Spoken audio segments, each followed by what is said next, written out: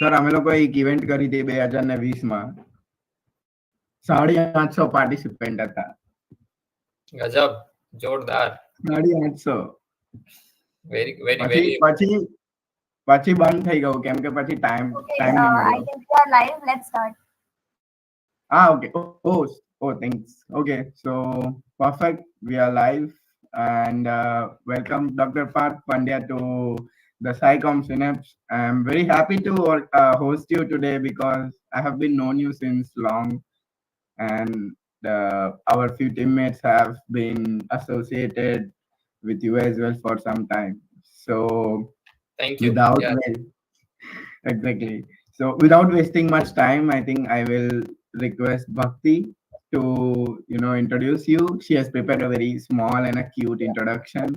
I hope you like it. I didn't see it yet, but I hope it will be good. No worries. Yeah. Thank you Dhairya. Yeah. Hello, everyone. So let me just quickly introduce our today's speaker, Dr. Parth Pandya, one of the luminaries in the field with a profound dedication and relentless knowledge. So he completed his bachelor's in zoology from the Department of Zoology in 2010, a master's in biochemistry from the Department of Biochemistry in 2013, PhD from the Department of Zoology in 2017, all at the Maharaja Sayajirao University of Baroda. He has 11 years of research experience and 12 years of academic experience at the Maharaja Sayajirao University of Baroda and Nagarjuna University. And currently, he is working as an assistant professor grade 3 at Nagarjuna University. He has attended many national and international conferences and is also involved in many professional societies. Young Researcher Award 2020 by Institute of Scholar Bengaluru and Best Oral Presentation Award in International Science Symposium on Emerging Trends in Science and Technology from Christ College, and other such honors are conferred on him. Dr. Parth Pandya's research primarily focuses on molecular endocrinology and ecotoxicology. He also appreciates the importance of science and communication and actively motivates people to pursue career in science and research. He is a young, dynamic, and diligent person showing excellence in every sphere of knowledge. So with his warm welcome, I request Dhairya to continue the event. Thank you. Thank you, Bhakti, for this wonderful introduction. Sir, you want to say something? Yeah, so Bhakti, thank you so much for a very good and elaborate introduction. It was not a short introduction, it was a good elaborate introduction. Thank you for the sweet words. And actually, I'm very thankful to all the committee members, especially Ajinkya, who is, I think so, a teacher needs to be after the student, but here it is a reverse trend where a student is after a teacher that, sir, you have to be over here with us. So thank you so much, Dhairya and Ajinkya. We'll definitely, I look forward to it, and we'll start with our further session. Yeah. Sure.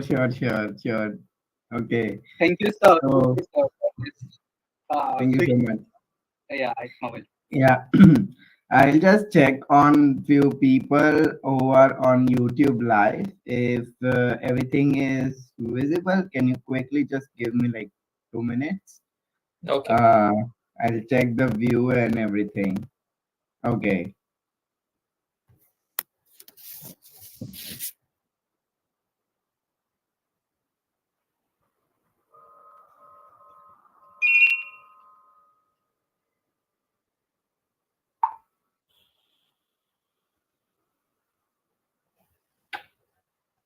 Okay, so we are just changing the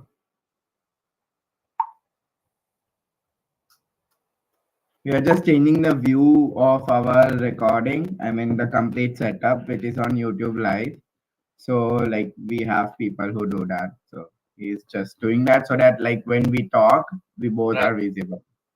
Okay. It's not just you are visible or me, but maybe we can start with a short warm up to this session, since Bhakti mentioned that you studied in zoology and then you went to biochemistry. Most of the people do this. Even I planned to do this initially when I chose zoology as my bachelor. So what Right. was your thought process at that time? Like in 2010, I guess. So I would assume 2013 you would have shifted, right?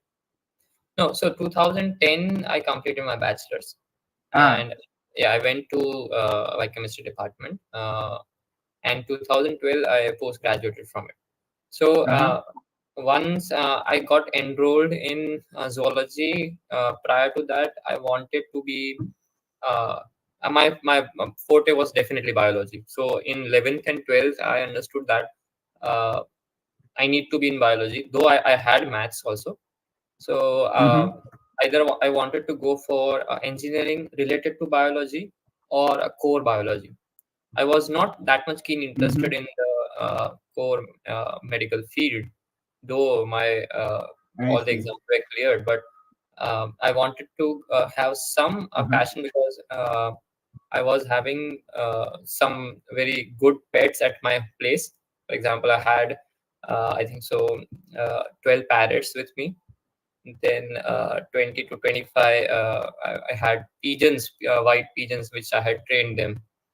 Oh. And yeah, so my interest was there towards my biology also. And with respect to that, I was enrolled in zoology. And after attending, I think 1 month of class, I fixed it that I'm going for towards with this only. So with I see. biology, and Department of Zoology, MSc University is one of the finest one, and they have nourished Yeah, me. of course. Yeah, they have nourished me so well. So after that, as we know that we have the interaction with juniors and seniors, right? So each and every senior, they tell us that is what is good and what is towards what are the different options, right? Now you guys are doing a wonderful job over here. Likewise, just to orient the students or orient the budding researchers towards going on which side. Likewise, we had few bunch of seniors who were actively what we say engrossed in this type of thing, and they suggested me that MSU had two a very good department, one of microbiology and one of definitely the biochemistry. And I had a little interest in microbiology because the main forte was microbiology over there. But with respect to biochemistry, I had that it was mainly focusing on humans, right? So how the humans are getting shaped. Yeah. And my after getting completion of my TVET, third year BSc, so my one of the core and important subject was physiology. So I was inclined towards Yeah. physiology, whether it's animals or humans, right? So I decided to go for the entrance examination of biochemistry, and Yeah. I got through over there. And so that gained I me see. the expertise with respect to the advanced techniques. Plus, it has shaped me my core strength of my subject. I see. I see. Yeah, like most of the people, as I also said, I also when I initially took admission in zoology, everybody told me, don't worry, you can change your field. I was not interested in zoology. I was interested in like photography. So I was like, okay, let's do a zoology because I love bird photography. So Right. maybe I wanted to go over there. But then I realized I need to learn like a super interesting techniques and yeah. Great, sir. Yeah, I can get. So I think yep. So I think what we can do is like now I will, since you mentioned about your journey from transition from bachelor's to masters. Now Right. I would like to talk like you finished your biochemistry and then what interest was it there with spark that you wanted to do ahead in neuroendocrine, or it was just a long shot? Yeah. Because this So happens a lot in life. right. So again, a transition shift happened with me. So after doing biochemistry, like you think any of the postgraduate guy, they will be thinking that they will go outside and they will do PhD over there or double masters over there, right? Uh-huh. Uh, Uh-huh. so my dissertation was with respect to prostate cancer, and I was already inclined towards endocrinology over there. So that was Uh-huh. helping me to understand what is happening at the lower organs, that is of the reproductive organs over there. And with respect to that, I wanted to do my PhD in physiology, but the topic was I have not selected yet. Then a shift came where again I was given a chance to be, as my national exams were cleared. So I was given a chance that I've been directly appointed as assistant professor in the Department of Zoology again. So that took me over there, and side by side I prepared my topics. So I was having talks with the professors over there, and that eventually led to me that one of the, what we say, the key area, that fish physiology was one of the key area which was attracted. I was attracted toward it. So though fish physiology was being governed by Professor Pragna Parikh, who was my mentor of mine, okay, and guide of mine over there, then over the period of time, that is, we saw that the madam was focusing more on toxicological advancements. So I tried to convince madam that, madam, though your forte is toxicological advancement, I would like to pitch the field of endocrinology. And she agreed with me, and she was one of the very supportive guide I had. Okay, because I was seeing, we know that it totally depends upon the guide who governs the lab. So okay, by that type of research they want. So she agreed with me, and we went forward, and through literature survey, and we landed up in uh, ac- actually analyzing the all axes of the brain towards other organs. So we had a blend of what madam had dealt with means her previous research, and I have accompanied one of the topics. So together, an amalgamation that formed was one of the unique one. And then I went towards the neuroendocrine circuits. I see. Such an interesting curve, I would say. Right. Okay. So you can say there, I went from prostate cancer to direct fish biology. So though, so in we say that in evolution, if we see evolution relationship, fish are the commonest ancestor of all the mammals, Yeah, right? that's So true. yeah, so I thought that humans पे तो सभी लोग कर रहे हैं, so let's explore the the lower animals. So that was one of the point which I was fascinated with. Yeah, I see. Sir, have you ever touched the fish before that? Yeah, so in my bachelor's, yeah, I had done many Ah, dissections. So yes, in so zoology, it's very normal, I feel. right. Because I still fear to touch fish or uh, any other thing apart from mice. That is Okay. our what we say, that has become our uh, key factor for doing research. So You have to handling the relax. animals, yeah. So handling the animals. Any student, if he or she joins my lab, I definitely tell them that you have to learn animals handling. Yeah, So that is our that's true. That's primary true. focus. That's true.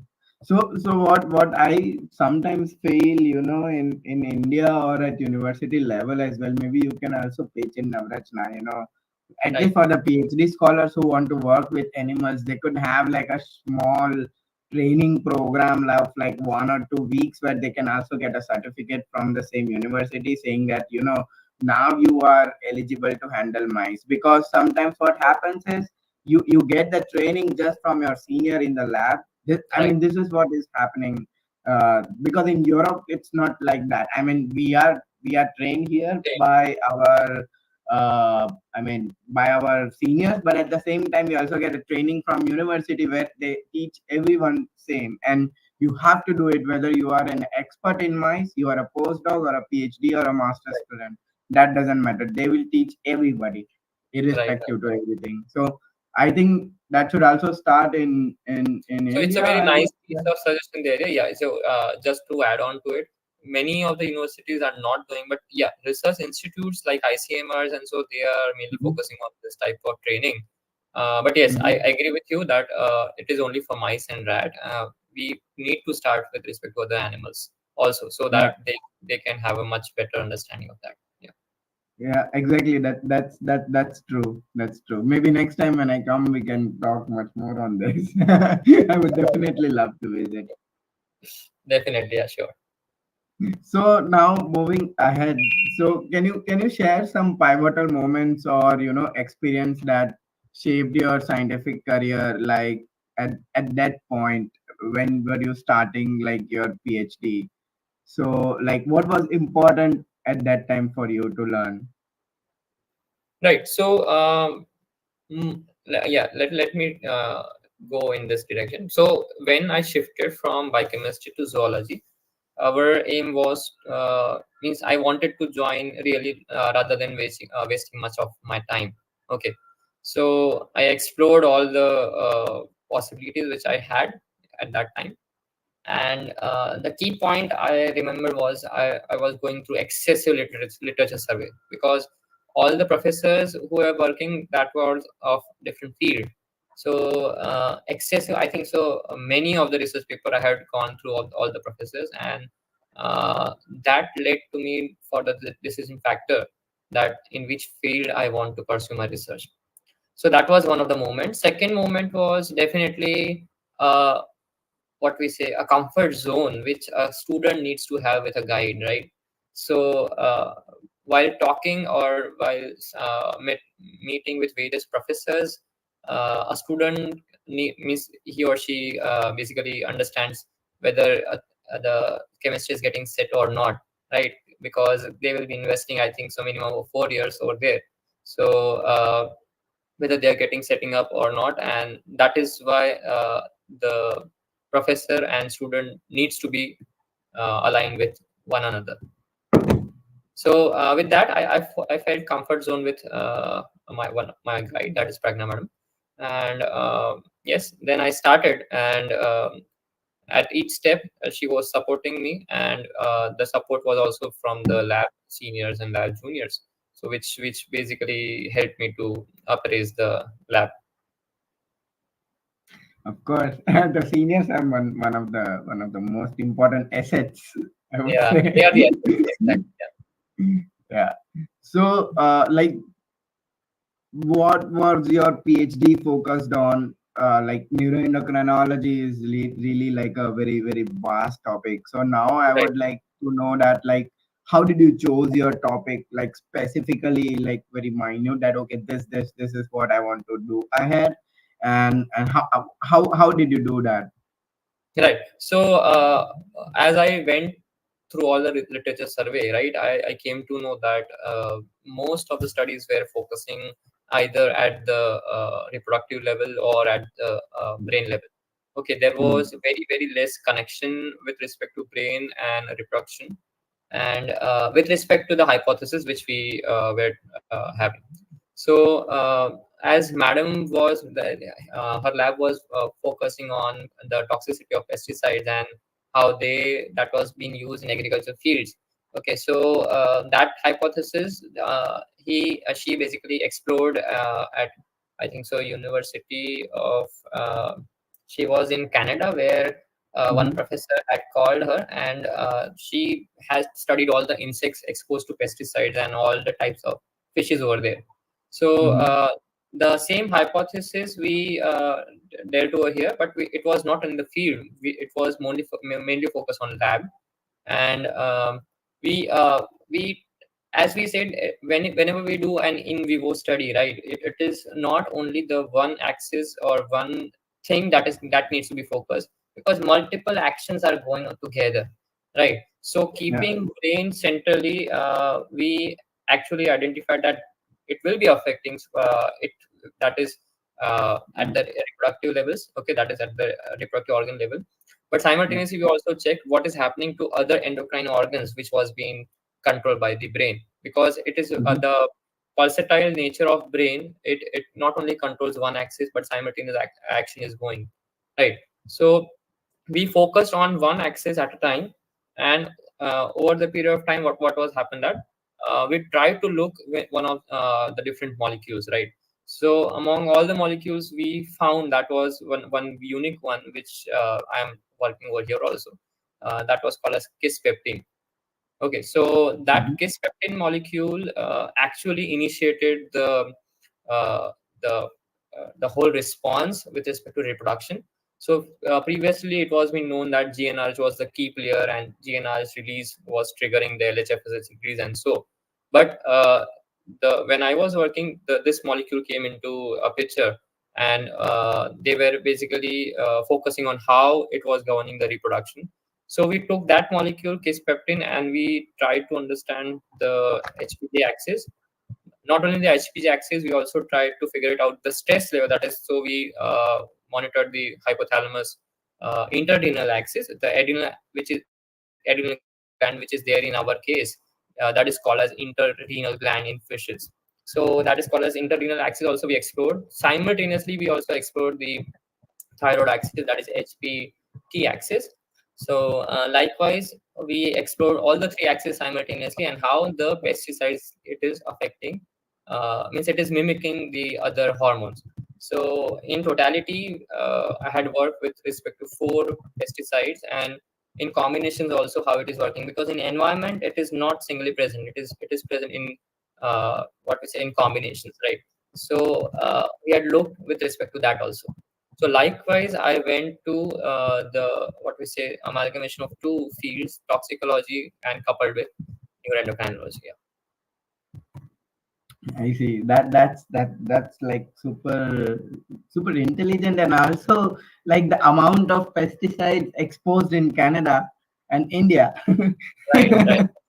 So I mean, I'm not just, I'm not trying to build it up, but what I'm trying to say is that you would definitely get better results. I can understand that. Of course. So moving ahead, initially when we were thinking to keep the title of the talk, and I also suggested you, it was starting with pulses of change. Right. but we had to shorten it out due to uh, junctions.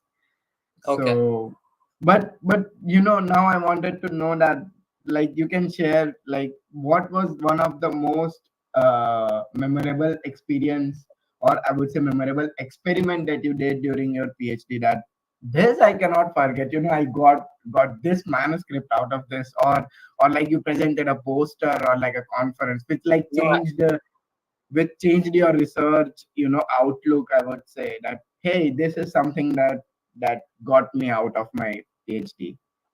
right, I right. would definitely, yeah. So I would not focus on the manuscripts or so right now, Okay, because no yeah, worries. yeah. No, no. I had published, and they are in good journals also. So I'm Mhm. the moment which was cherished was, I think so, after handling the fish after 3 to 4 years. So getting back to fish handling was one of the challenge I faced, and that was uh, previously while doing, definitely it shivered me, because I was handling rats at biochemistry. But over the period of time, I came to and fish. So we can say per group, I think so, we had 10 to 12 fishes, and uh, leading to, means after the treatment, we went towards the sacrifice of the fish. So that was one of the challenge I faced. But we the environment of the lab was so fruitful that each and every person was helping each other, and that made my comfort level very, very easy. So once again, I got my confidence back after for fish, what we say, dissection. Then it went very thoroughly. Okay, presentation to conference and to all the at all the stages was one of the definitely a key factor, and that needs to be encouraged by the guide towards of the students, so that they need to propagate what they are doing. Okay, so that can be with respect to a good impact research paper, a good book chapter, or you can also have means after that you can also have that conference proceedings also in that also. So I what I see. suppose the idea was that all my gurus, mentors, and my guide also. So they always poke me. They gave me some question that I need to analyze that. Okay, and continuously working on that question that increased my curiosity. And being a researcher, you need to ask questions, right? So a Yeah. question can be a silly question also. A question can be that much important question also. So moving towards that pinpoint question, that should be the aim of all the researchers, whether you are just a junior research fellow or whether you're just what we say an intern. So that is also the key factor. Whenever an intern comes over here in our lab, so we focus on that to means he or she should learn how to ask questions. So that training should be there. And by going towards various platforms, if your work is recognized, that is a gain for you. So Of I think course. so. Yeah, so yeah. Yeah, absolutely. I mean that's one of the very key thing. Yes, to ask questions. That is like the first. So the most askative person in school would be later on maybe a researcher. Right, So, exactly. like, since you mentioned upon, you had some gurus, some mentors in your life. So, can you give us like a small glimpse of your mentors, also apart from your PhD guide? That you consider them, or you considered them as your mentors or gurus during your PhD duration of 4 or 5 years, whatever. Right. So the mentors who had means they were encouraging me. So in Yeah, any phase of life, that was the different professors which I had at zoology, okay, at yeah, biochemistry, as well as in microbiology also. So once I went uh, totally in teaching, I was more connected to the zoology professors. yeah, And they always ask me that kahan tak pahuncha, what is your status. So you need to be on toes. Just remember that you need do not rush with paper publishing. And so, okay, have a good data with you and go forward with very what we say, very good fine journal. Okay, so that was one of the lesson I learned from different professors who were completely I will not use the word poking, but they will be they was they were taking me to another level. So that was one of the key point also, that was being governed by the department professors. So I think so that should be done by other professor also. A guide is confined, I think so he or she is confined towards the research what they have in their lab. But the surrounding professors, they will be as a third person, they see what is exactly going within the lab, and how a student is going towards the question or the aim which he or she has been they need to accomplish, right? So likewise, all the professors which have been there, so that is one of the important factor also which governs this. Okay. I see. So I think you gave like a very, very brief answer, and also people should consider, just not talking to guide, because sometimes PhD researchers or even master's students are like confined to guide, that okay, whatever guide said, we do that. So Right. I think we should also have like multiple mentors in life to push us, because guide is not every time In our available lab, for. there, yeah, yeah, sorry to interrupt you. In our lab, we Mhm. have this trait. For example, if a professor at Navrasna is expert in that technique, okay, my students, they go directly and ask, and I please we don't have any problem, because Yeah, uh, that should be the nature, that is the expertise which they have needs to be imparted to student, right? yeah, And yeah, side by side, I can give my flavor towards it, so that will enrich the study which they are giving. yeah, So that is the plus point a student needs to have with respect to this. Obviously, yeah. guide, it is not like that ki one professor is saying, so I will do that only, and not No, no. Of course. That should not be the case. yeah, that is That's true. So, like now, since now since you mentioned about your mentors and everything, and also it is said that your seniors and your lab mates are your like first mentors. They guide you, they help you through all the processes of Right. your PhD and everything. So I wanted to ask you that what were like the funny incidences that happened with you during the experiment times, or are there some like memorable things that okay, at 5 o'clock we meet and go for a tea, like something like this? Because I have seen that it's a quite good trend when I was also there for my internships, and also after my masters I was working for some time in biochemistry department. So like 5:30 is like chai time. Right. So that was the lighter moments which we had. Um, After doing my biochemistry, I was I can say I can use the word voracious drinker. So I was I was very inclined towards tea and coffee, but however, my total gut was means it got disturbed. So I need to left means I need to leave the tea and coffee, and I was totally on the what we say other types of liquids.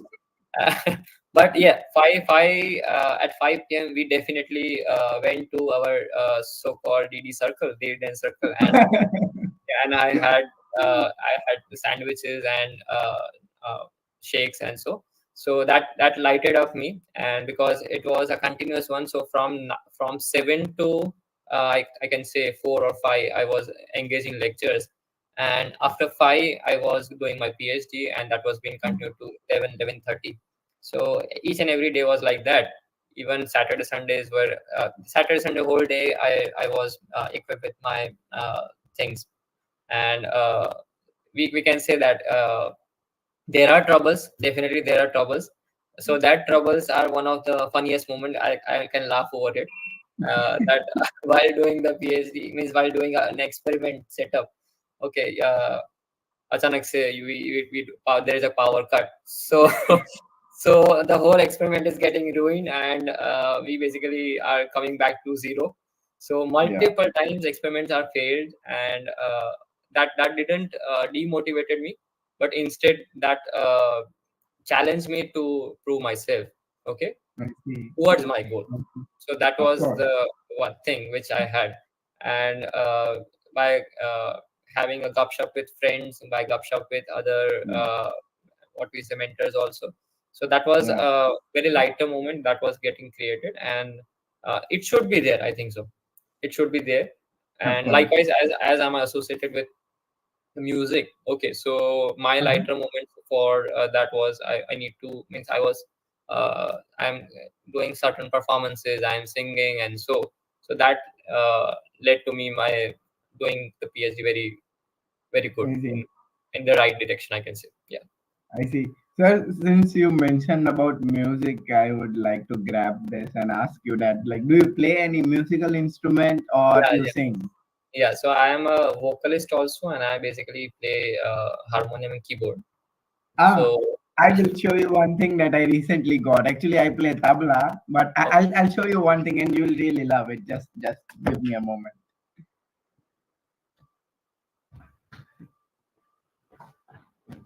Okay.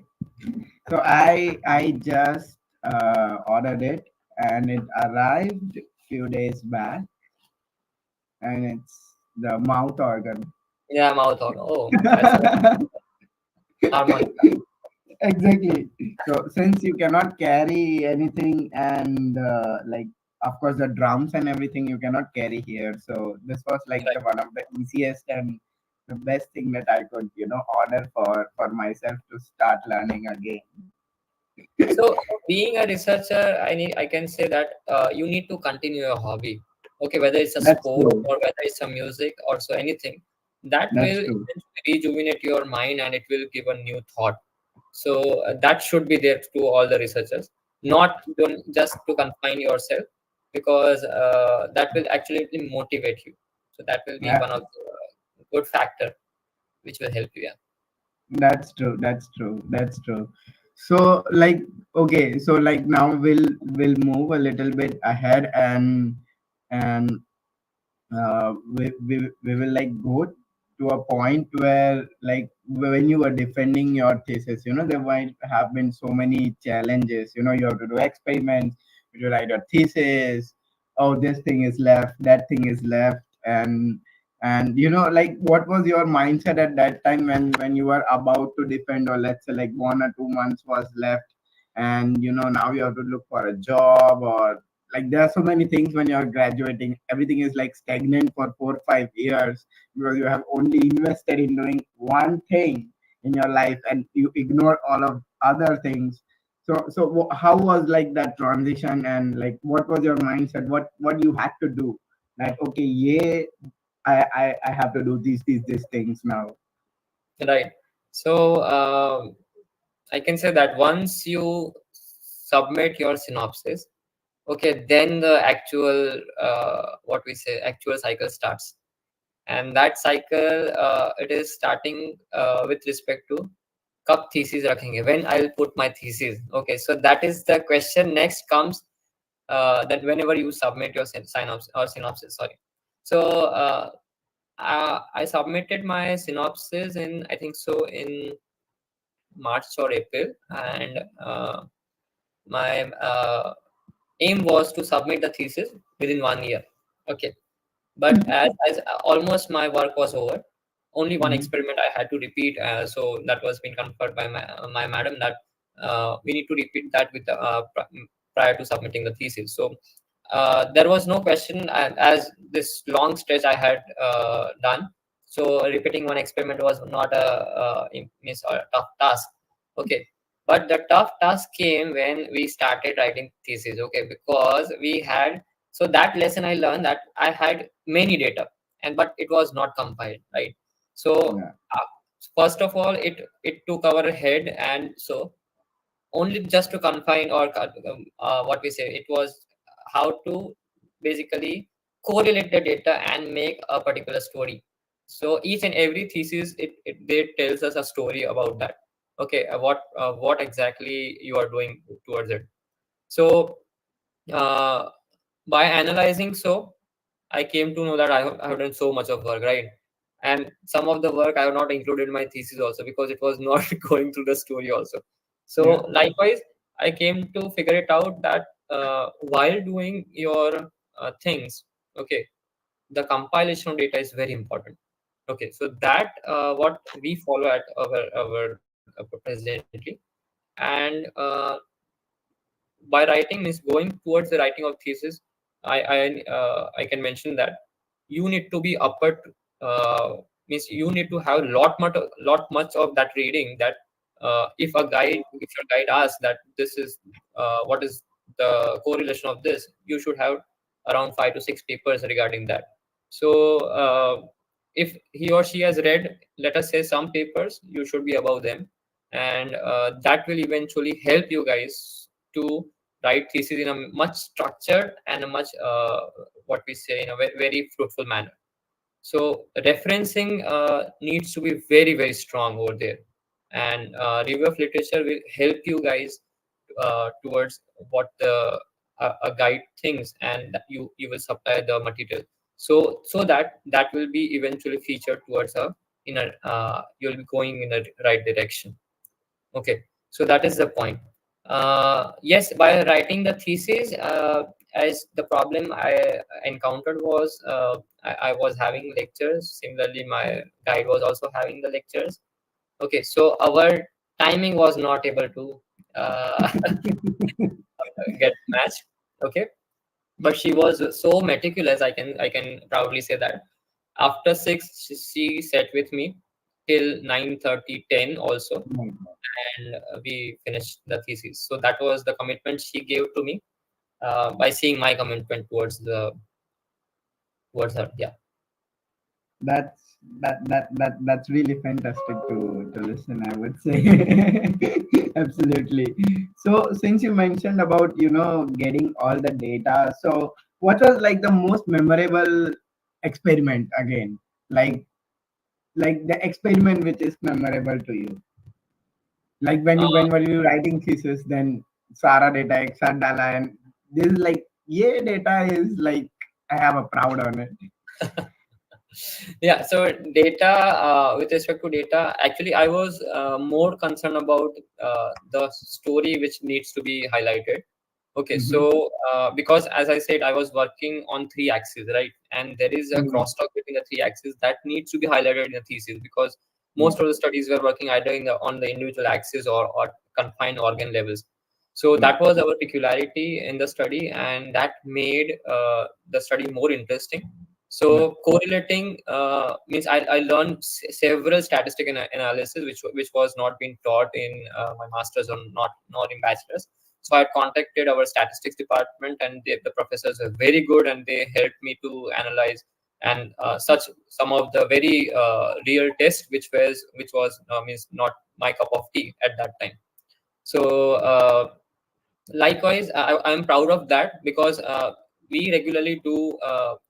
We know that RNA means gene expressions and Western blotting and that I had learned at my masters, but that was under some of the guidance I had learned. But while doing individually, that fascinated me, that helped me to troubleshoot very accurately. Okay, and that was being by presenting towards the peers, means to all the conferences, also to all the professors. They actually they pinpointed out and if any mistakes were there, so that was shaping more and more. But definitely, if you do a technique under someone, and if you do individually, that is a Mm. gain for you. And that was one That's of the, true. yeah, so that was one of the very important point that I'd learned at zoology Yeah. department. Yeah, that's important. That's very important for early researchers, I would say, and for master students as well, and for PhD students, because like PhD student is also not an expert, neither Right, professor is. right. So yeah, but like since you mentioned about your molecule case peptine, like would you like to go a little bit detail on it and tell us like what did you find out and how did it contributed, Right. So ahead. yeah. So can I just show about one presentation regarding what we do presently at this peptine level? So I'll Maybe yes, you have a presentation, so maybe we can quickly finish the questions and then you no can do worries. the Yeah. presentation. Okay. Then So in that, we can I'll able to tell more about kiss peptine. Like, Okay, definitely, definitely. So great. So what advice would you like to give to the students or early career researchers? They are interested in pursuing into neuroendocrinology, especially that right, if people wants to go in this field, then you have to learn these techniques specifically, because if you right, don't know these techniques, then you cannot enter the field. right. So first of all, making a step towards research basically involves your self motivation. Okay. Mm-hmm. Self motivation is one thing which I can keep on the top, that if a researcher is self motivated, definitely he or she will complete the desired goal which they have. For example, let us assume that you are working in Germany, right? So Yeah. your self motivation has taken towards you, or means towards to a particular problem over there, and Yeah. that is confining you to do that problem over there, right? So Yeah. self motivation helps the researcher in a much structured manner, and definitely you will be having failures. Yeah. Failures, if it is not there, then you are not doing research. Okay, there will be exceptionally rejections. Okay, there will be what we say exceptionally rude comments towards the your uh, data, but you need to be very focused, and you need to take all the things positively. And Yeah. That's by true. doing that, I think so you are on the right track, because at each step, I always tell my students, each step will be having some or the other problems will be going. Okay, but if we get demotivated with it, we are lost. Then this That's is not true. our job to do. We need to shift our thing, and we need to go for something else. Okay, science is basically a type of thing which is related to passion. Okay, Hmm. so Hmm. if you have passion towards something, you will definitely achieve it. For example, Yeah. we were talking about music, right? Music Yeah. in at I've been learning classical. You have also been learning classical. You will be a gem, I think so, in classical tabla. So so what I am saying is, the music, whenever he or she learns music, they need to do practice of that. We call it riyaz, right? So Yeah. they do riyaz for 4 hours, 5 hours, 6 hours. Some of the singers, for example, Shreya Ghoshal, and so they are doing riyaz for 8 hours, right? Mm-hmm. So likewise, that is their dedication, passion towards music. That passion Mm-hmm. should be inculcated while doing science. Okay, because they music, yes, that is governing the what we say, happiness towards it. Same way Mm-hmm. science should be also deals with it. That is how I'm getting enjoying my work. So enjoying Mm-hmm. your work will eventually, it will help you, and it Mm-hmm. that will trigger you towards that, yes, I'm going in the right direction, right? So Okay. that was all about science. With respect to neuroendocrinology, yes, I can say the prerequisite should be, you should be in a strong hand with respect to physiology. So Mm-hmm. physiology is the core subject or core of any of the thing which you do. But Mm-hmm. endocrinology is one where it is not going in means it is not targeting a single organ or tissue. Okay, Mm-hmm. so Mm-hmm. for Mm-hmm. that, crosstalk or interaction must be known prior. Okay, Mm-hmm. and multiple things will be handling, will be done simultaneously, which will Mm-hmm. which has to be gained priorly Mm-hmm. while dealing the Mm-hmm. problem. Okay.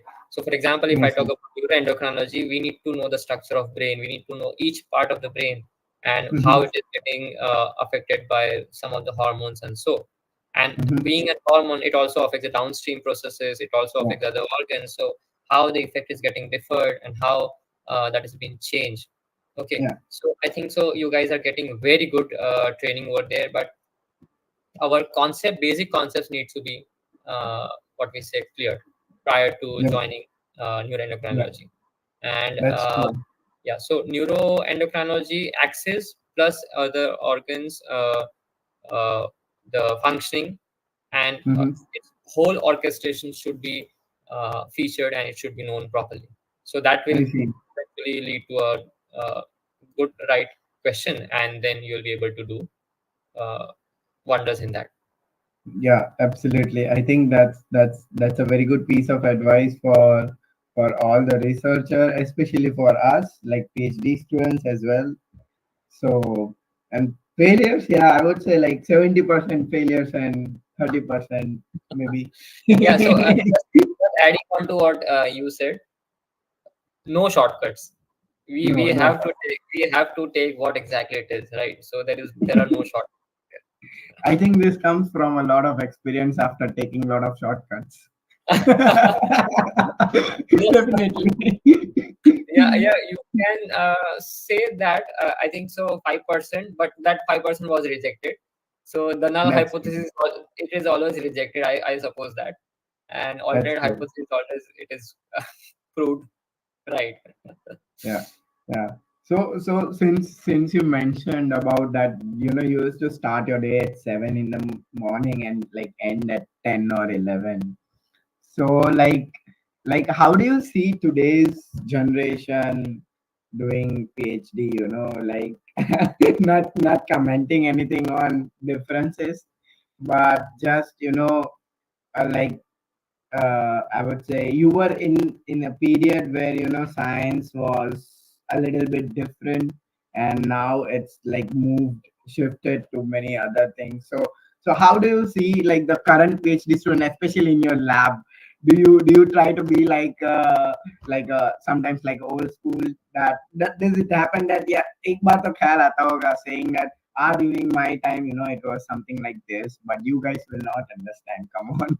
So like how do you deal with the situation? Right. So as our professors said to us that uh, आप तो सिर्फ machine में एक बार कुछ डाल देते हो and machine काम करता है, and it is doing everything, but at our time we were doing individually everything, and Yeah, so likewise yeah. at my time also there was not means advancement was there definitely, but nowadays machines are very user friendly. That has been coming. Okay, so Mm-hmm. naturally I just give a piece of advice to my students that don't be a technician. You are a Yeah. researcher, so you need to think, right? Yeah. Machine will do its job, and that is why we are employing good machines at the place.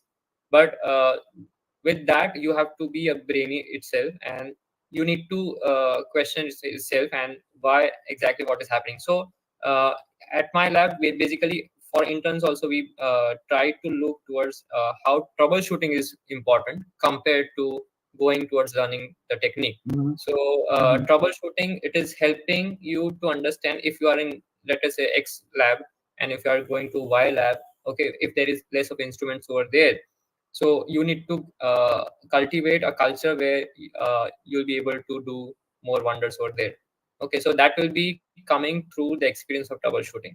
So that is point number one. Point number two, uh, definitely we have a very change, okay, but I do not force students to be continuously onto the research.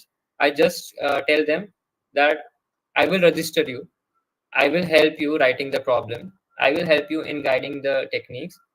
After registration, it is your job to be behind me, okay, that I'm completing now. I need to go for this objective, so it is your job. I will not say anything. And that is my second point. And third point, I am not acting as a guide, though I am having a I get angry with them also sometimes.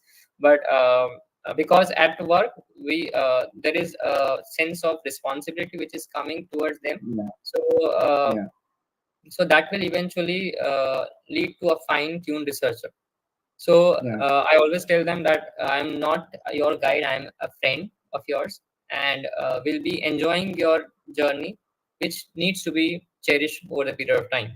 So that is how we go forward.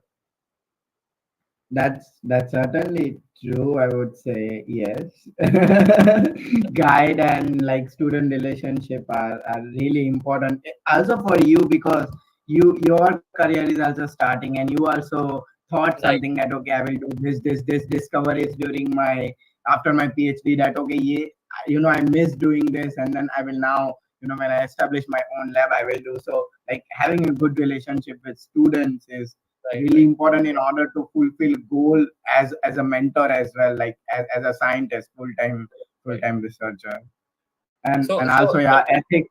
yeah, if you say I was doing Sanger sequencing at my time, but I was aiming at doing NGS or transcriptomics at Yeah, my time, which was not possible. But yeah, presently, our samples of transcriptomics have so much increased, so we have shifted towards that. So that is one of the major point, which, as you said, yeah, that is that's yeah, right. We need to go towards the advancement, and I think so a guide also is responsible that he or she needs to update yeah, that's true. So I'm sorry. no worries.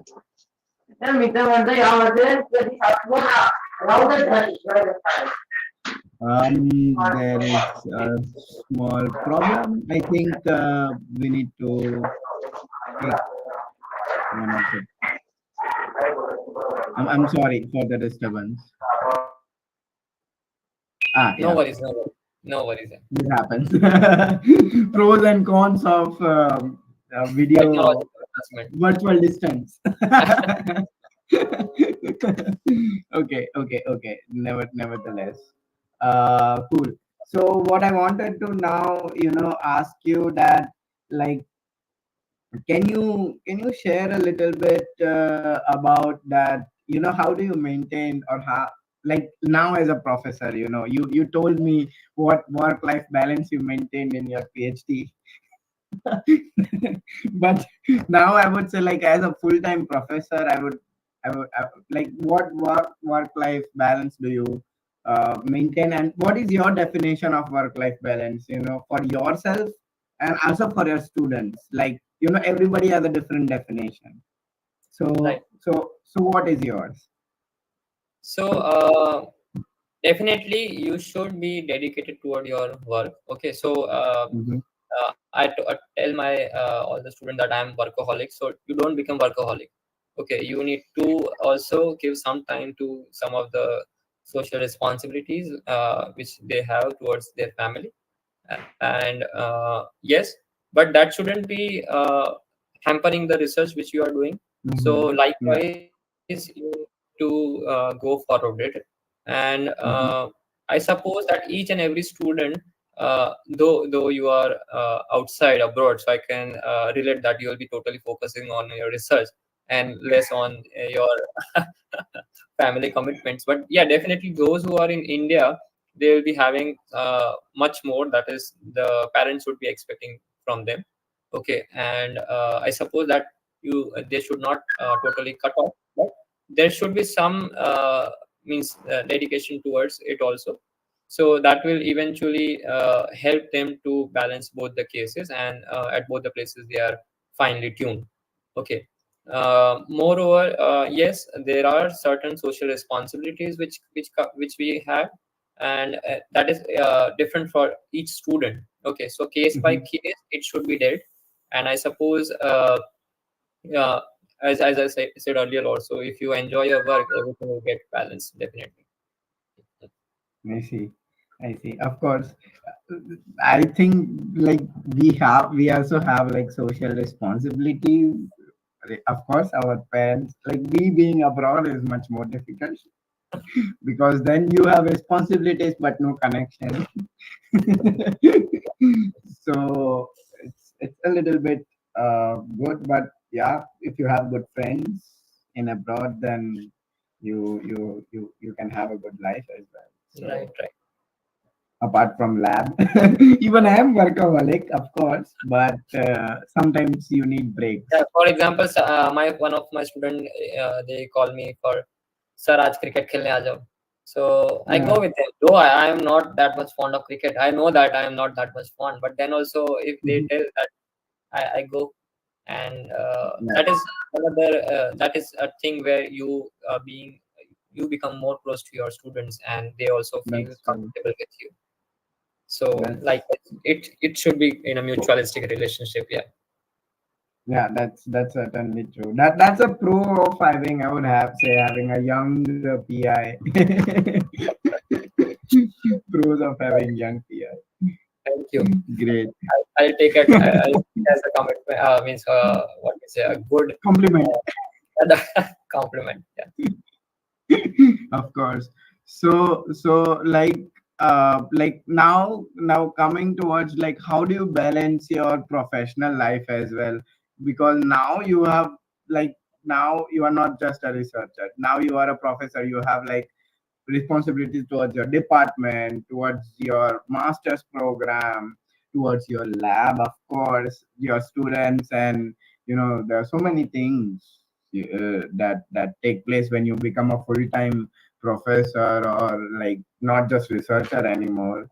Right. So how do you balance all of this, and like do you face any troubles with your Right. students as So well? there is always, if you add something, there is means if you pays for something, there is slowness for other thing. Okay. So Mm-hmm. what I meant to say over here is, if you take my students online in this Google Meet, they will say, "Sir, to kabhi milte hi nahi humko," and they, they are always behind me, and they just catch me, and then we discuss via walking or via so that much load of responsibility I have at the university right now. But yes, we have our lab meetings going. So on Saturdays or on free time, we have a chit chat discussion. Likewise, we also go for some snacks or so. So there also we do some chit chat or discussion with that. And over the period of time, that is, I will be having more amount of responsibility, as you said. Presently I am heading a UGPG office at the university, Yeah, which is one of the key tasks I've been assigned. Okay, so that is slowing my pace towards the research, but I am always behind my students, that see, I am engrossed in some other activity. So but your focus shouldn't be deviated, right? So your focus should be there, and your focus should be more on what we have decided.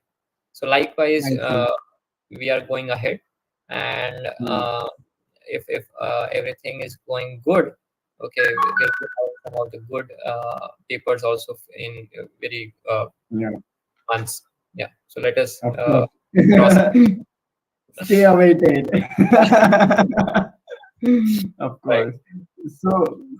So, like, I would, since you mentioned about this, I would like to ask you one question that, like, which is one of the very key or a pivotal research. I think that we would listen in presentation. Of course, you can include this in your presentation when you give. So the question goes like that, like, what was the pivotal moment in your research till now? Mm-hmm. You know, like, so I think you can shed some light on this as well later. And yeah, I think I would like to close for now the question answer. Only one question remains that I would ask. I ask each and every speaker. That's like a common question to everyone, to all the speakers, but I think that I would take up after the presentation. So now we would like to listen a little bit about your molecule, and also like what lab theme do you have and what exactly you Right. are working on. Right. Right. So I'll share my presentation. Okay. Yeah. Yep, sure.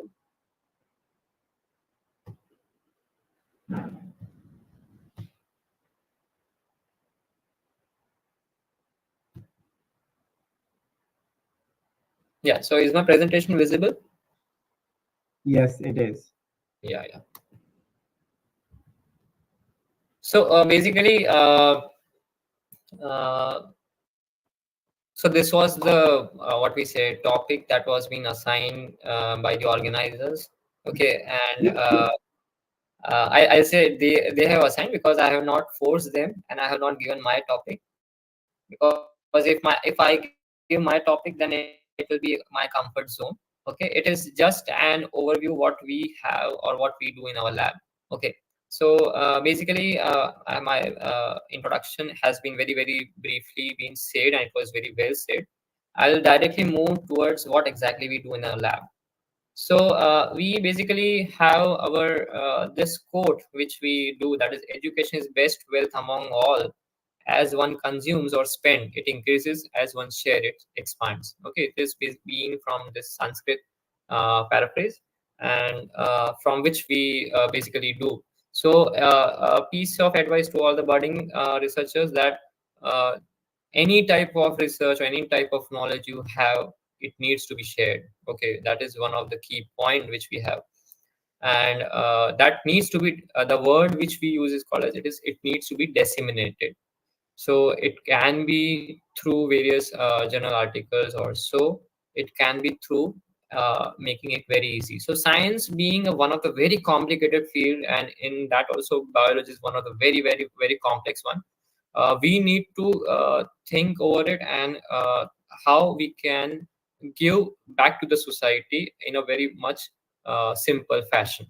Okay, so at our lab is called as tree lab. Okay, so where that is where the toxicology, reproduction, entomology, and endocrinology, they go hand in hand.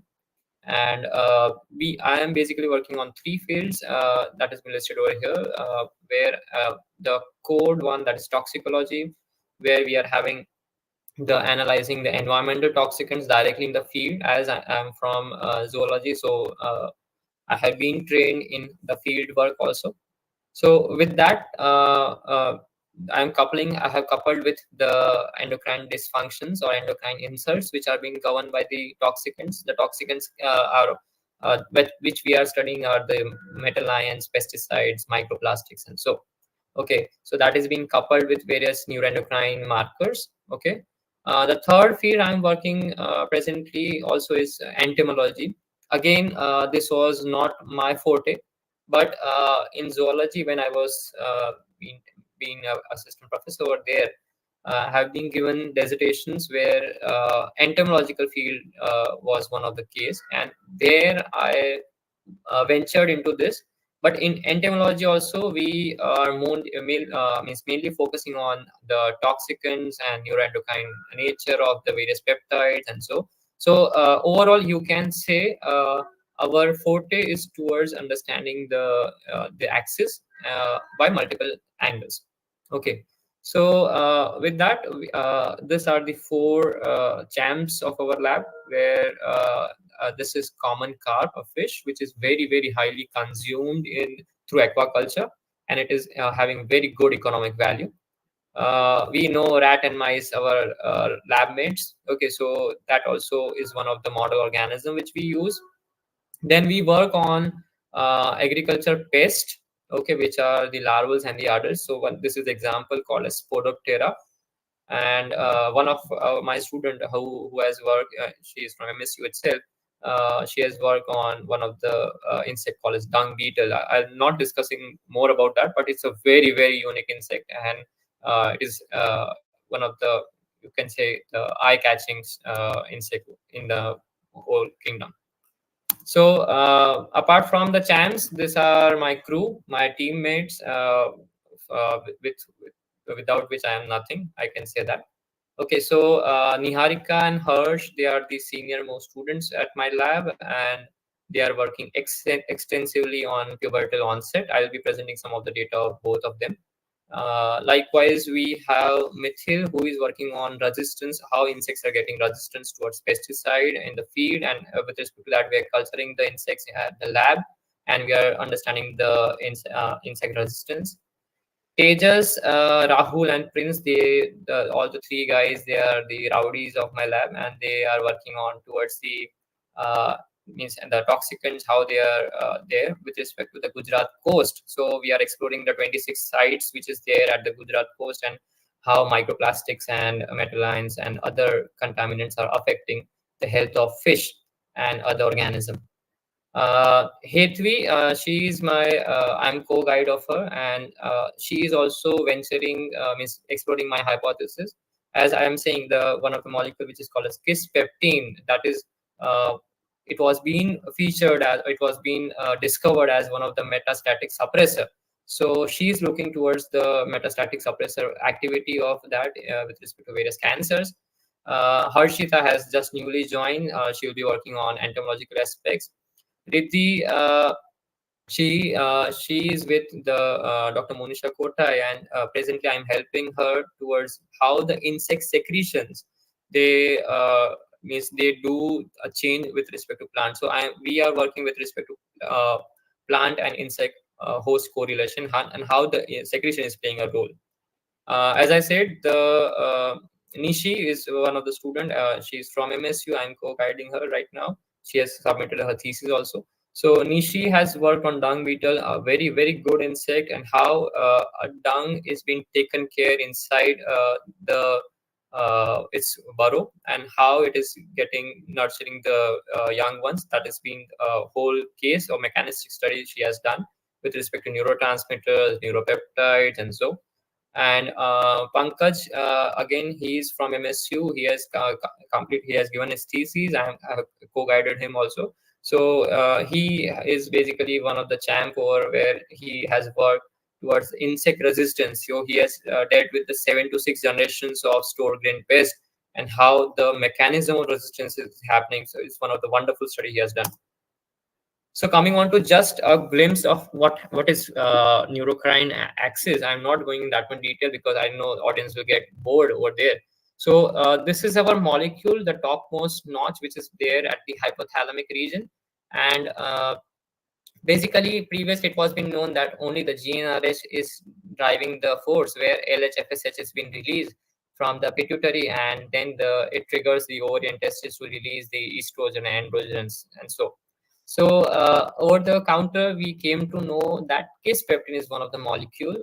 It is the name derived. It is from an RF amide peptide group, and basically it is working through a G protein coupled receptor, also called as GPR54. So this kispeptine, the name comes from KISS, the amino acid sequence KISS. Okay. So this kispeptine, it is of if it is processed, it is of 145 amino acids, and KIS10, KIS45 are some of the products which is being now will be available.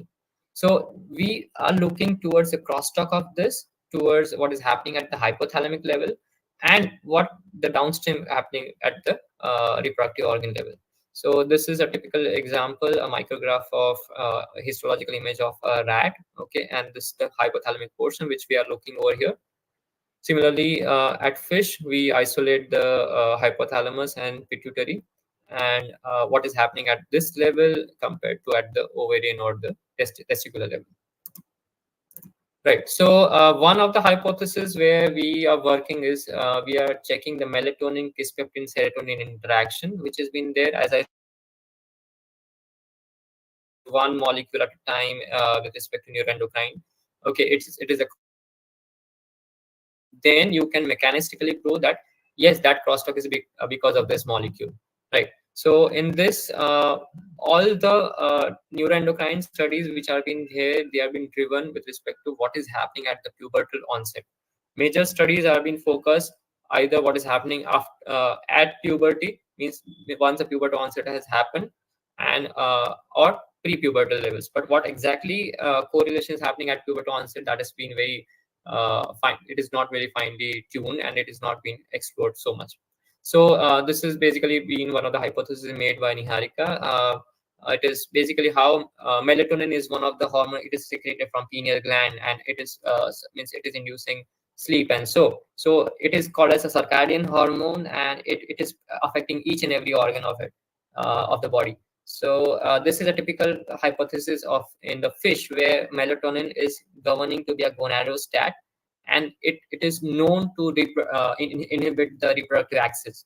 Okay, so that is known, but how it is happening, that crosstalk or that interaction is yet to be explored. So once the pubertal onset is going, okay, the levels of melatonin goes down. We don't know how it is going down.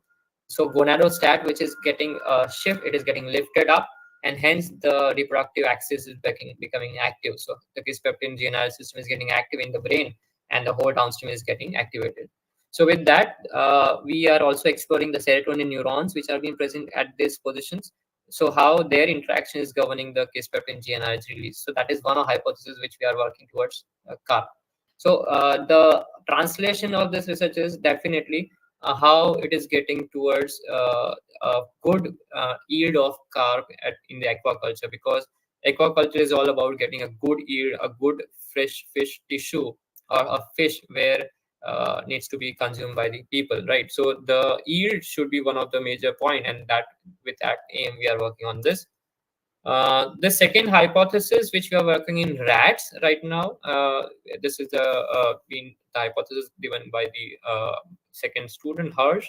So what is happening in mammals particularly, that whenever pubertal onset is happening, okay, this pubertal onset happens when the organism has enough of nutritional reserves. Okay, that enough of nutritional reserves can be, means there is stored of so much of ATP, and so that is driving the release of kisspeptin from the habenular complex of the the arcuate nucleus of the hypothalamus, and that will eventually lead to the activation of the axis.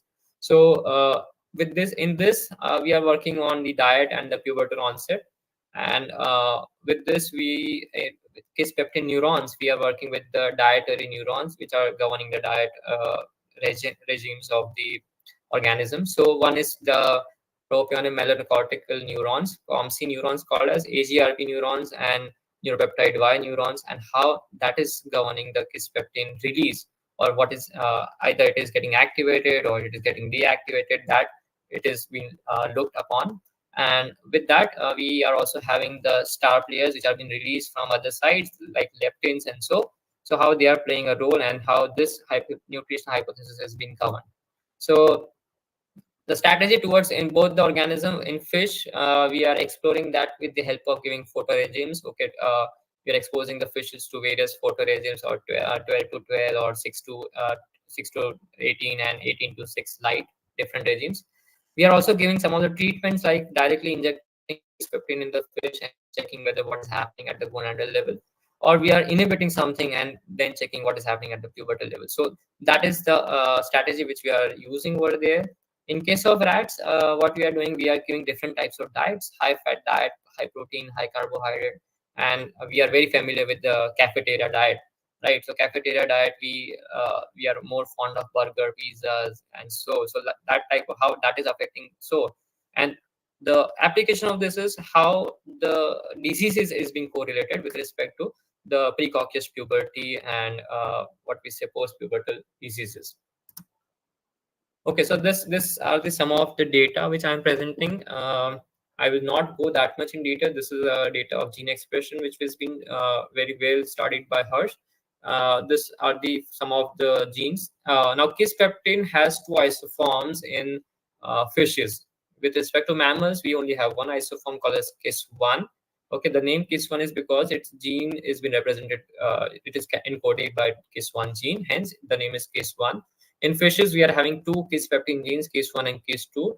So over the period of time, we are also looking what at the evolutionary step, how the KIS2 gene is lost with respect to KIS1 gene, and that has been governed. So that is another part of the study. But I'm right now focusing on some of the gene expressions where in all the gene expression, we found that the kisspeptin-1, its receptor, downstream signal molecules like GnRH, the FSH receptor, LH receptor, and so they were being found to be very highly upregulated, or you can say highly changed in the fold with respect to the diets which we observed, where the high fat diet and high cafeteria diet showed very responsive, very significant difference compared to your other diet regimes and controls.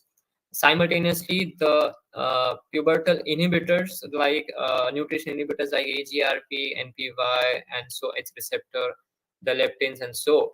So AGRP, NPY, and NPY receptor that was found to be downregulated, which proved that once these guys are getting activated, these are getting shut off. Okay, so the shutting off mechanism, yes, is needs to be extrapolated.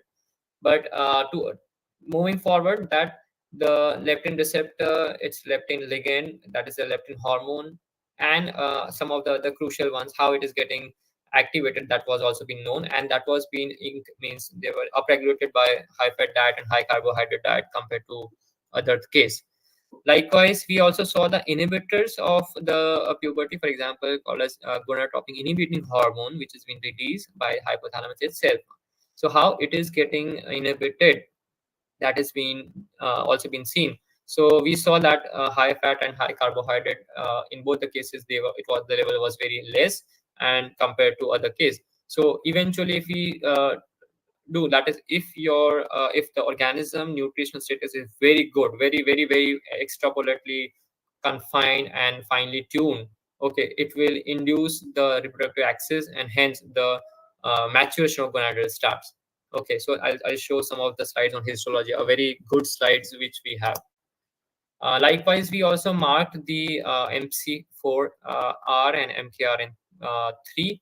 So MC4R is basically a POMC receptor, and MKRN3 is a pubertal marker which has been done. So here it has been shown how it is inhibiting the GnRH and NF-kappa beta, so that it is inhibiting the reproductive axis. So once the puberty is being induced, the MKRN goes down, and hence the axis getting activated. So as I said, multiple factors are working in a very fine synergistic tuning. So that needs to be extrapolated, and that we are trying to figure it out. So this guy was MKRN3 gene was basically getting down regulated at high fat, high carbohydrate diet. Also, likewise in high proteinaceous diet also. So over the period of time, yes, I can say that the high fat and your diet regimes is very important, so that early puberty or late puberty is getting what we say structured. Okay, so these are some of the these are the Western blot images where we got the results were highly or similar to the what gene expression we got. There were some of the significant differences with respect to high proteinaceous diet and so, and that was being able to justify our gene expression data. Okay. We also moved on towards the epigenetics at the global histone acetylation with respect to the hypothalamic neurons, and we found that how that is getting changed. So again, in that we figure it out that high fat and high carbohydrate diet was showing much more great response and a significant response in terms of acetylation compared to other case, and hence once acetylation is happening, your genes are getting transcribed, and once that is getting done, the translation machine is getting activated and the protein is getting synthesized. So that also proves that fact that that axis is getting activated once your nutritional results is very, very good. With respect to gene expression, there are different isoforms. For example, in humans, HDAC, also called as histone deacetylase, is the enzyme which does the deacetylation process. So deacetylation, once it has been done, the transcription of that gene is getting shut off and it is not moving forward. So HDAC1, it is a case which is being found towards the pubertal onset. HDAC11, which is one of the isoform, like HDAC2 and HDAC11 are the isoforms which are also governing with respect to cancerous conditions. So if we are talking about kisspeptin system. So HDAC1 we found to be one of the very downregulated in all the cases, and hence a relatively fold chain was getting noted over there. So as I said previously, these are some of the very good histological images. So histology, it is a technique which is, I think so, it is dying off. Okay, and it shouldn't be that, because histology shapes and histology structures basically provide a very, very important information, and it supports all your what we say, the gene expressions and so, because over here you can see phenotypic changes very easily. Okay, for example, if we see the high fat and high cafeteria diet, the follicles were very high. Okay, that was being compared to control and a carbohydrate or proteinaceous diet.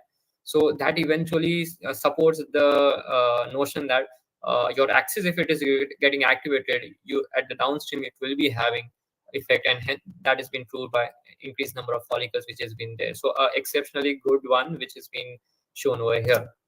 So that was just about some of the landings which we have. This was just I think so 1 to 3% of my portion which I am showing from Hirsch data. And basically I'm very thankful to all the funding agencies, GSPTM, DST, SCRB, and which course even my university, which who have provided me the seed grant. So presently 2 of the grants are being going in the lab, and that is helping us to shape forward. And if you have any questions, you can ask me, or directly you can write to me. This is my number. We also have our lab page, treelab.co.in. You can have means number of blogs that are coming over there also. So you can write over there also. Thank you.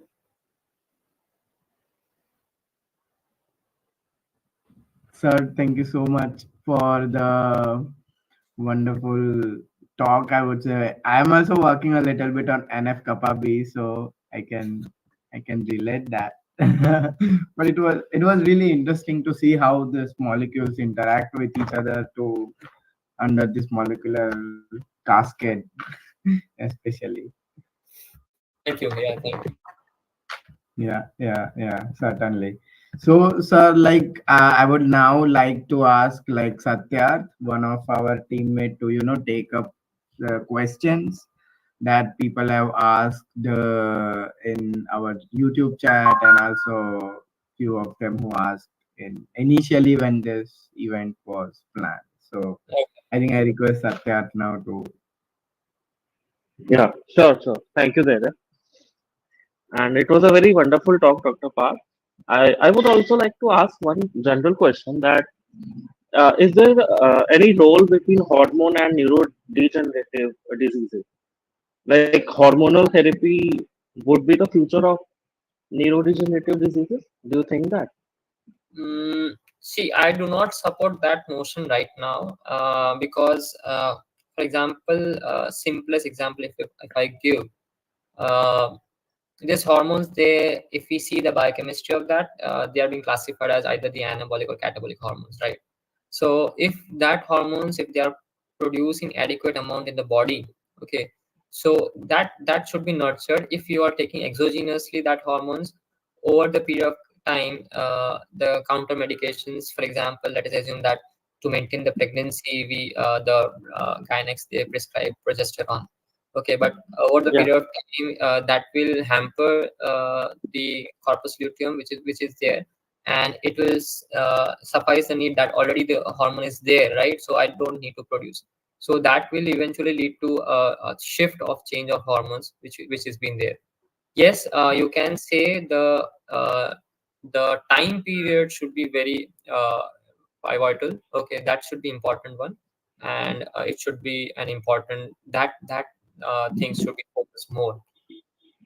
Okay, Okay, okay. so And I think for this, steroids are yeah, always with like risky. yeah, steroids are always risky. With respect to your degeneration question, I can say that we have L-DOPA, and so that is working with respect to Parkinson, and so okay, and Okay. how over the period of time it is just managing the symptoms. Yeah, you will agree with me. But if the dose is getting increased, okay, it is affecting the peripheral system as well as other system also. So it is creating a toxicity which is the body is not able to equipped with it. Okay, Mhm. so Yeah, yeah. likewise, I can say that it can be a future therapy, yes, but it will not suffice the need. So Okay, multiple actions need to be taken consideration prior to give hormone. okay. So now I will jump on to direct questions from the participants. So the Right. first question, one participant has asked that what are the latest research in this field? I think in neuroendocrinology regarding the human health. Oh, okay. With respect to human health, Yeah. yeah. So you can say we are dealing with one aspect, puberty. Okay. There are other aspects like PCOS and infertility diseases. If I'm talking only about reproduction, okay. So that are being explored very well. Okay, and with respect to neuroendocrine axis and how it is working. So, leaving behind the reproduction, if I talk about more amount of stress, as we are Mhm. encountering stress very frequently. Okay, no doubt our means ancestor they must be having stress, but that was been not highlighted as we have. Like you will agree with me that the cases of depression and anxiety is very high right now, right? So in that, yeah, so in that case, the axis and the hormones, and that is working in a very dynamic fashion. How uh, your HPA axis, hypothalamic pituitary cortisol, and with respect to that, the inflammatory markers, how they are playing a role. That is one of the means they are nurturing field which everyone is thinking of. It is very different at lower level if you talk of a zebrafish, and if you talk about rat. Okay, though there are molecules which are having homology which will be same. Okay, but subtle differences are there that needs to be highlighted, and that needs to be correlated with respect to human disease. So that is the second one. Third one, I can tell, yes, we the liver axis which has been working, so a huge metabolic organ which has been there, and the growth hormone, and so that is getting activated through this neuroendocrine circuit, and that needs to be correlated with respect to uh, hepatitis, or what we say alcohol, degeneration of liver, and non-alcoholic steatohepatitis, and so that is can also be correlated with that. Okay. Second question is that is there any correlation between cortisol level and early or delayed puberty? Okay, so with respect to inflammatory, I can say stress level also plays a role with respect to pubertal onset. Okay, but giving a stress to animal, and that stress towards the what we say in the mammals, particularly humans, I talk about, the stress is been different. Okay, so it is very tough to study the exact stress level what is happening. But yes, to make a point over here is how the maternal stress is happening, and how the new F1 generation which is coming, how it is getting shaped. That studies are going around. Okay, that is called as transgenerational studies with respect to that, how the effect of maternal stress is affecting the fetus. So with respect to cortisol, because the cortisol level increases in the fetus and it hampers the other cells at that point. So that studies are being going on, and it is very of great importance of that. Yeah. Okay. Another question is that will there be any significant difference between the way neuroendocrine changes in a normal boy or girl and the transgender person? Yes, you can say I think, yeah. yeah, definitely it is there. Neuroendocrine differences have been there. With respect to the levels of estrogen and testosterone, it is governing how the changes have been happening at the transgender level. Okay, so being we call testosterone as a male hormone. Okay, generally, if that homeostasis is not maintained, okay, the levels of fold change with respect to estrogen in male, if it changes, okay, then the whole circuit gets disturbed. So definitely there is a difference, and the I can point it over. I can point over here is that is the levels of testosterone estrogen playing a major role over there. Okay. Another question is, how do environmental factors influence the timing and progression of puberty? Environmental factors, for example, with respect to fish, we are studying the photo period regimes. Okay, other environmental factors like simple the temperature and so as we the question if it is with respect to oikilotherms, they are the specific animals which are being governing by the environmental changes. Okay, there will be a huge lot of change. Okay, with respect to homeotherms, which we are there, okay, the changes will be minute because we can regulate our own temperature. Okay, it is just the environmental stressors that play a major role in our case compared to our environmental factors. Okay. Another question, I think most of the questions being asked from UG students. So this is a question, is puberty a brain neuroendocrine process? Yes, puberty basically see we are having two terms, puberty and adolescence. Puberty is nothing but exactly when the reproductive organ starts maturing. Okay, and that maturation eventually leads to some of the changes inside the humans or inside the organism, where some of the display of sexual characteristics are getting displayed, where the adolescence process start. So puberty, when we talk, it is the whole axis working together and a whole axis leading to phenotypic changes which are being governed at the later stage. So it is a neuroendocrine property. Yeah. Another question is, how are neurons connected with hormones? See, neurons, as I said, at brain we are having different nucleuses, different regions. Okay, they are having specified neurons. Okay, that neurons, if you take the classification of that neurons, it is can be unipolar, multipolar, pseudo unipolar, and so that is a classification based on their action governing the action potential. So, but that neurons can be some of the secretory neurons. These secretory neurons which have been there, they are highly clustered in hypothalamic region and in the pituitary portion.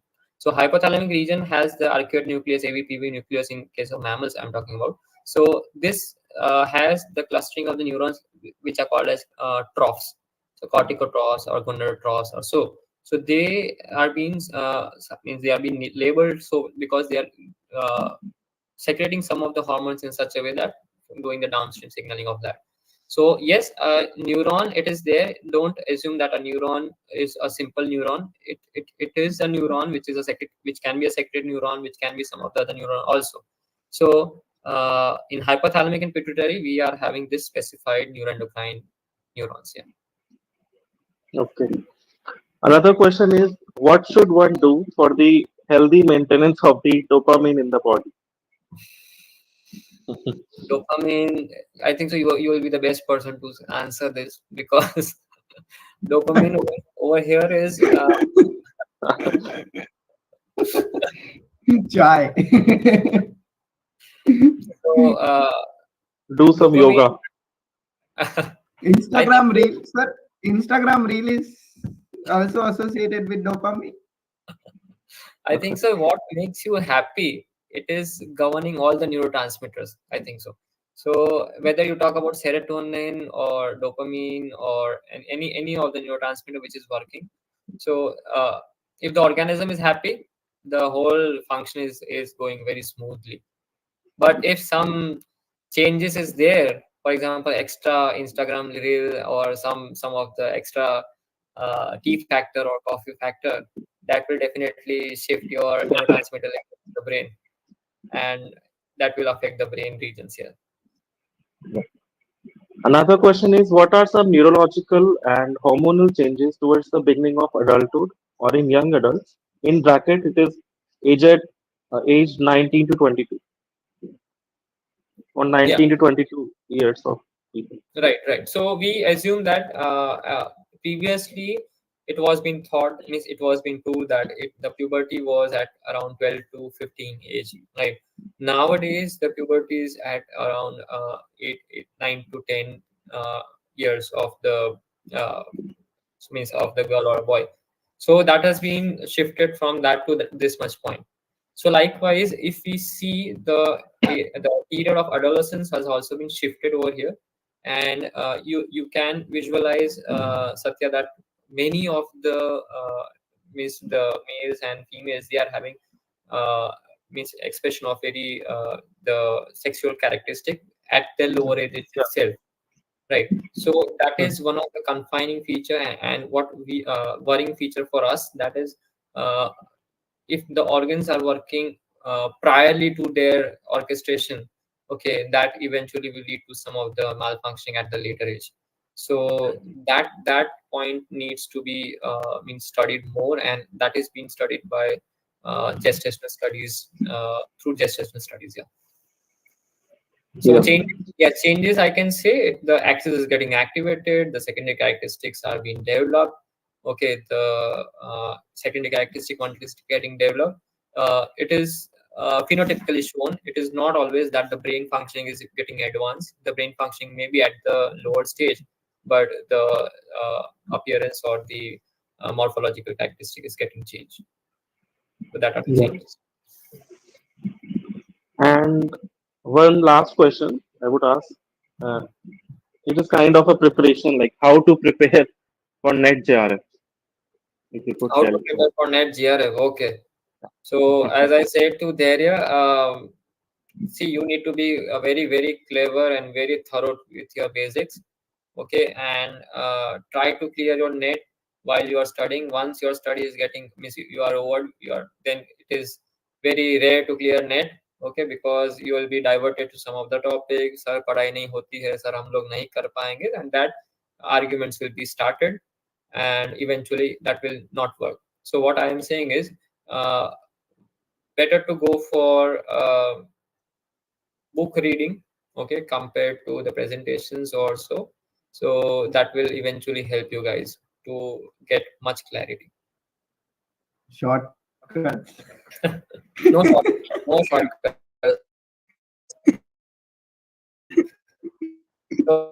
So though there are many, I am not against of please any crash courses over here, but there will be many crash courses. एक महीने में हम लोग net clear करवा देंगे, एक महीने में ये सब, that they will be giving just a tactics how to, after having the 25% chances, उसमें से कौन सा percent वाला right है, उसमें जाना है हमको. But I suppose that better to clear your basics more. That will help you, but because you are going to pursue PhD, right? So that will help you to apply your knowledge more significantly.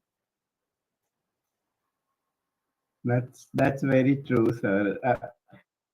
I am still amused for myself because I was one of the very low scoring, low graded. I mean, not very low, but like around 6.7, 6.8 graded student. But I cleared few exams in end of my masters, like before finishing my masters, and that was not like I assumed that it may be like a 1 week task because I studied for 1 week like crazy for exams. But now what I feel is that whatever you do for your entire 4 or 5 years during your bachelor's, masters, and also what research experiences you have in the lab matters a lot when you give exam, because like just by reading you do not get idea to how Practical you to knowledge. execute. But these Yeah. competitive exams are like based upon your theory as well as much on your practical knowledge. So I find it much better that like I was at ISC, I was at different institutions across India, and I learned that okay, this is the fact, this is this. So I think that helped me as well. Good to know that. Yeah. So if somebody asks me, then I always say that like apart from reading, people say that I'm clearing net JRF, I'm studying for net JRF. I'm like, you should not just study, you should also work in the lab. Let it be like just an internship. Don't worry about your reputation that you have finished your masters but you don't have a job. Don't worry, just go in Exactly. lab and work just like Right. an intern. Like I barely think that any professor would say that no, you cannot join my lab. I Right. mean, professors are welcoming. If you want to work, Right. So, just adding to your point, stagnancy shouldn't be there. Once you are stagnant, then you are getting, means you are ruining yourself. absolutely, sir. Sir, so like I would like to close this session by asking one last question. I ask it to every speaker that comes. So, what is the best discovery as per you in science? So few of the professors said PCR. Few of the people said Western blotting. So, what is like the best discovery as per you? It could be anything, NGS, mass spec, whatever. But what do you think that this changed or that was an important discovery? One. See, I appreciate the means knowledge and that has been having by the Nobel laureates. Okay, so one of the study where I'm being fascinated when I was studying also, and I'm doing my research also. That is of Professor Yamanaka, where he is basically studying the means he has extrapolated the markers where which is being applied in very good regenerative biomedicine field. Plus, that markers opened up a totally different field where they have been figuring out the uh, with respect to cancer stem cells or so. So by isolating that or by targeting the niche of that, can we evade the cancer? And so that is one of the fascinating thing I liked about techniques. The techniques are of each unique technique, right? So I will not say that either PCR or a Western blot or a mass spec or that has been unique. It has its own pros and cons, right? So Yeah, yeah, depending upon my hypothesis, my parameters, the techniques are being used. Okay, and I'll say all the techniques are very well. It is getting advanced more and more.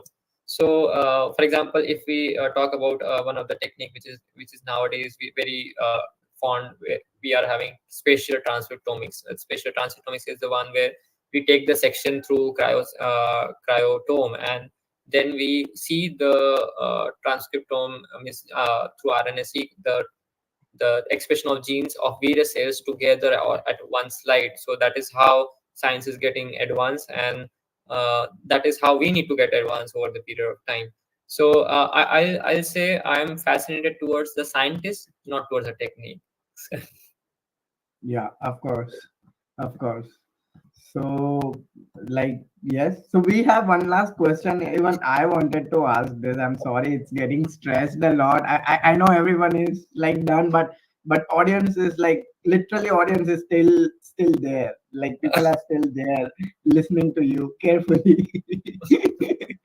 So there's one last question which also always is in my brain, and it says that like have you ever explored the role of a specific microbiota or a gut microbiome and their influence in shaping puberty? Because nowadays, like all the adolescents people, or like let's say me or my brother as well, who is like just getting adult, uh, tends to eat like many food like pizza, burgers, and like Cafeteria diet. like We call fast it food. cafeteria diet. Yeah. So how do you relate this with puberty? Because nowadays I see that many of the people have some or the other problems like youth. So Right. So at presently, there I can say we are not working on that much on gut microbiome, but yes, there are some of the reports where, with respect to correlation towards PCOS, okay, that is through the gut microbiomes are releasing certain peptides or certain fatty acid molecules, which are getting what we say. It is going in the bloodstream and going reaching over there in the ovary or in the ovary, and the cystic fibrotic conditions are getting explode. They have developed a correlation, but a strong correlation or interaction is yet to be developed. So that is point number one. With respect to puberty, yes, it's a very nice question there, and we have thought about it, but we are not onto it right now. Okay, because your diet shapes everything inside your body. Okay, so that's why we got a very good definite change in cafeteria diet compared to other diets. So cafeteria diet, as you said, giving rats a gulab jambu, let us say a pizza, French fries. So that diet which we have, that we are giving to rats, and that is how we are getting changed. But with respect to Yeah, gut microbiome, the studies are very scary. I see. So thank you so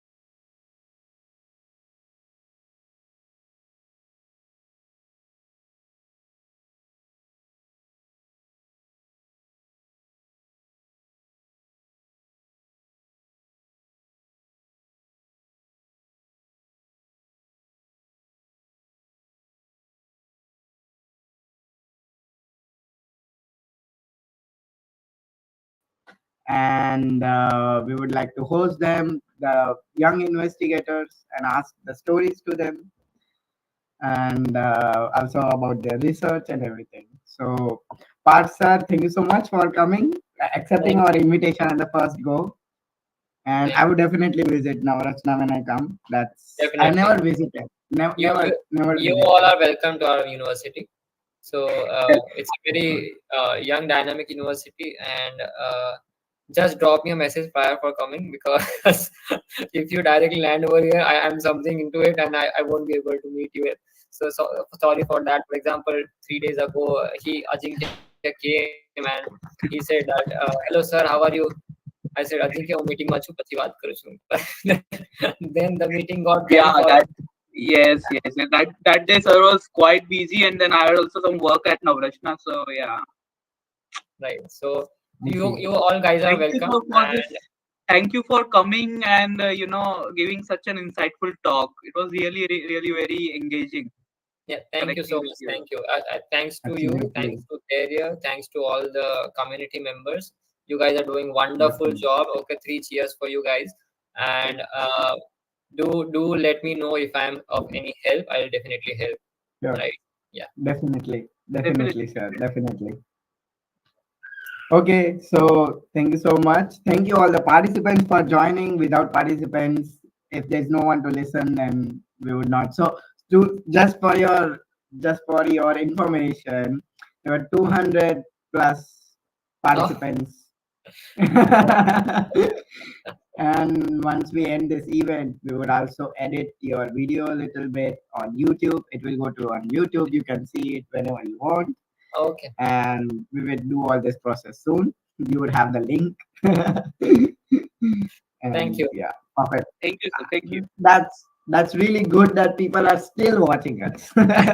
Because usually everyone leaves when it's like when we send the feedback form link, and when it's like thank you, everybody leaves, but we still have people. So thank you so Right. much. We would Thank like to see you again in Sure. future Sure.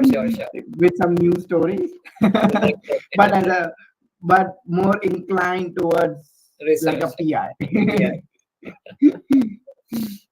Right. Great. Okay, Okay, so then. thank you so much. Yeah. Thank you. Yep. So I think we can end the YouTube live link. Thank you. Everyone is wishing you a good luck. Thank you. And perfect. So I think we can stop our YouTube live. Would be done by one of our teammates.